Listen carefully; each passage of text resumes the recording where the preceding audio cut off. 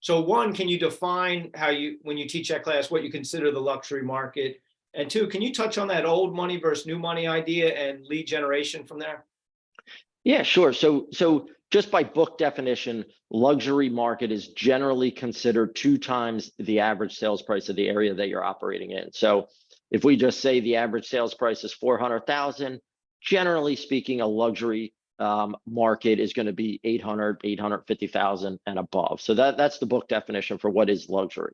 To answer your second question, though, which I find, again, talking about these demographics and stuff, it's understanding where did the money come from and how long has it been in the family.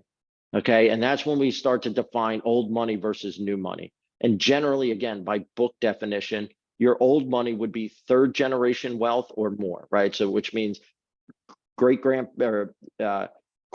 made the money, parents had the money and continued to grow, and now it's down to the kids, and their third generation, they would be called old money. And generally, we're talking about net worth assets in excess of $1 million, 3 million. You can argue the exact definition of a high net worth, but that's about the entry to be considered a high net worth individual. Compare that to a new money individual, and that would be money that, that's the rags to riches story, right? They grew up in an environment where they were not high net worth individuals, their parents were not, and now they are. And that would be what we call new money. And what we want to understand from a marketing standpoint is it's 2 completely different approaches. The psychology of old money, they've had it, they've been there, and they're really looking at keeping it, right? So their decisions are going to be a little bit more conservative, right? The types of products that they buy are going to speak to safety, conservativeness, if that's a word, and just general, more balanced and a more deliberate decision-making process.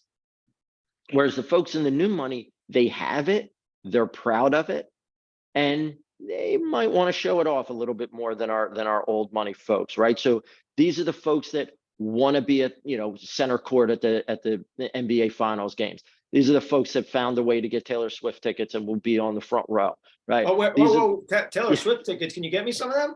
I'm not new money. Joy would love that. Holy smokes. Yeah, I hear you. I'm neither new or old money, so I'm useless to you.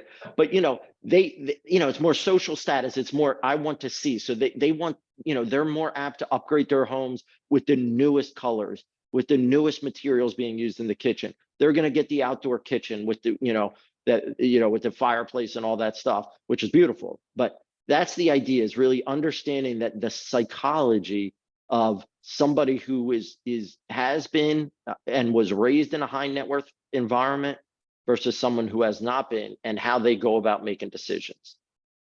And so take that, now I'm a realtor in your class. And so I understand that, you've educated me on that. And now I want to develop some business in the accredited luxury market. Mm-hmm.